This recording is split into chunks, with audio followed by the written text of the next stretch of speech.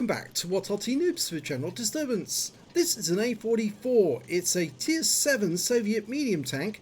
It's located on the eastboard of Sand River Encounter and it's under the command of Filipperino. And he's got 2 marks of excellence on the barrel. I think you can see them there. Yep. Okay, game on. Now the A-44, it's an unusual tank because it's got a rear-mounted turret.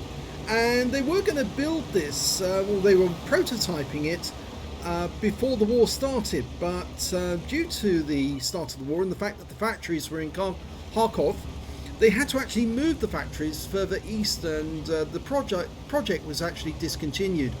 What they were intending to do was to build a medium tank with a heavy tank gun on it. And in fact, they were going to build it in 3 varieties, one with a heavy tank gun, one with a medium gun and one with a smaller gun. The smaller gun was going to be the 57mm, the medium gun the 76mm, and the top gun was going to be the 107mm ZIL gun. Oh, nice shot there into the Progetto. He bounced the round that came back. Now, you can see that Filipperino is using the 107mm, which is capable of 300 alpha. And with the standard rounds, 167mm of penetration, and with the premium, 219. Now he's having a quick look to see who's over the ridgeline there. Very cheeky. But you can see a lot of bounces on the turret, and the armour on the A-44 is very, very strong. And not a lot of people play this tank, but it is actually quite an interesting design. Because, of course, having the engine up front means the crew have got extra protection. The only problem is, of course, you lose gun depression. The only way you can get gun depression is turning sideways to the enemy. Nice shot into the Comet. Low roll, but it's a nice shot all the same. So I think you can see carrying a big heavy gun tank in a medium tank sometimes can actually work out with a design like this.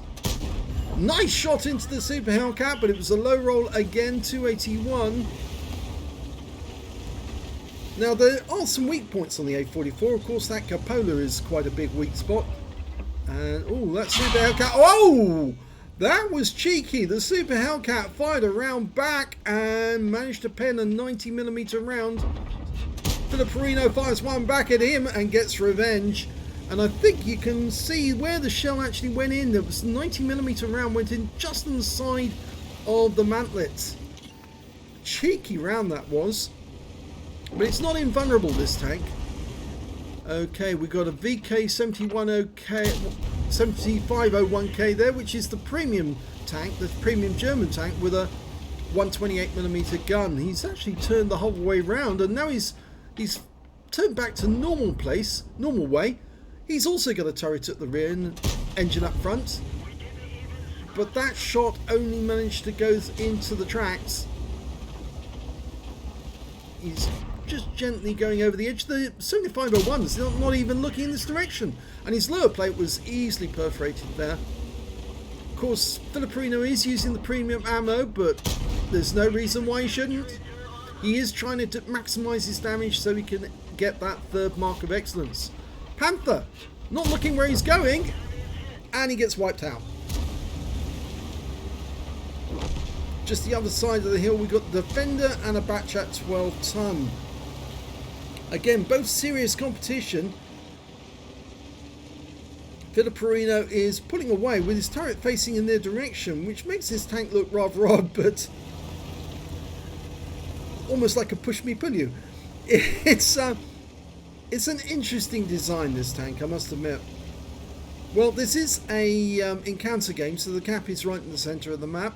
And it looks to me like what Filipperino is doing is he's going to try and shoot that Defender in the ass.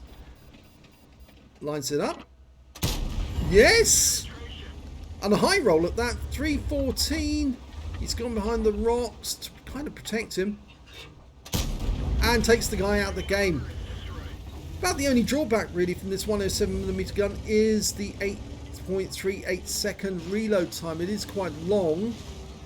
And he's driving at the moment. I think he's trying to get gun depression there by flipping up, but he took a round from a Panther over there, and there's a Scorpion G over there as well. Ouch. Panther goes. One-shotted out of the game. The Batchat's coming up. He could easily get rid of that guy. Just needs to ram him. He's got so few hit points left. He's not going to survive a touch. Yep. Okay, well, shoot him anyway. The only problem is that Scorpion and the Ferdinand. The Ferdinand is in the usual position that you'd expect a tank destroyer to be in. And the Scorpion, well, we believe he's up in the nest. Oh, the Scorpion hits him. And this is not good. He needs to pull back and get into cover. He's going for that Super Hellcat. He does get him. But that Scorpion's lining up for a second shot. Oh. And he got it. But the game's almost over. He's managed to get 5 kills and over 3k of damage. And even so, there's only 2 enemies left. Only 1 enemy left now because the Scorpion G's gone. So it's only the Ferdinand. And, well, he's not going to last very long because he's very low. Yeah, there you go. So let's have a look at the end of battle stats and see how well Filipperino managed to do on this occasion.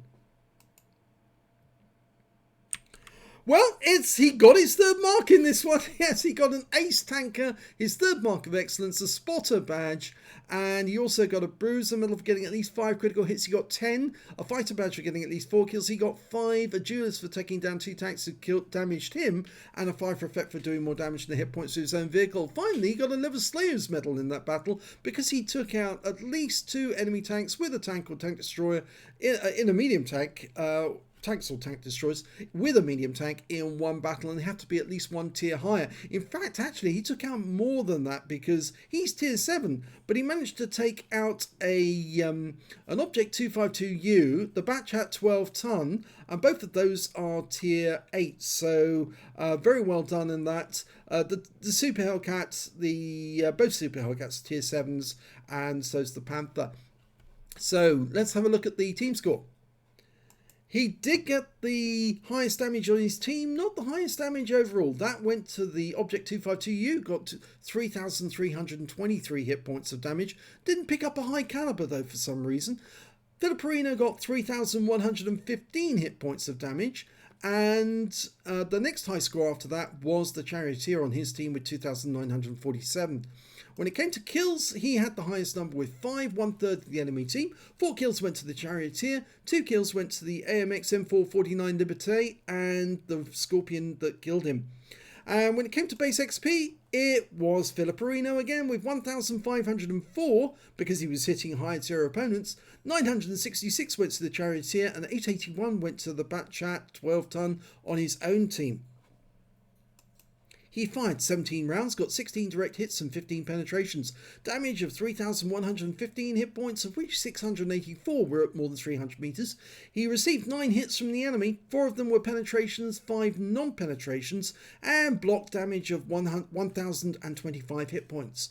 He damaged 10 of the enemy, killed 5, and did 1,701 hit points of spotting assist, I think, in that one. On a premium count, he earned 37,551 credits, but he did fire a lot of premium ammo in that game to actually effectively get the damage so he could mark the vehicle. And that meant that he actually ended up with a loss of 5,799 credits overall. 1,504 XP, 2,256 experience points taken away altogether. So, 3rd marked. Now you won't need to mark this one anymore. In fact, the only thing you can do at this point is take it up to 100%, which I think some people like to do. But Filipperino's marked so many tanks, it's very likely he's working on another one at the moment to get that up to 3rd mark as well. If you enjoyed that replay, please give this video a like and do subscribe to our channel, please. And thank you for watching.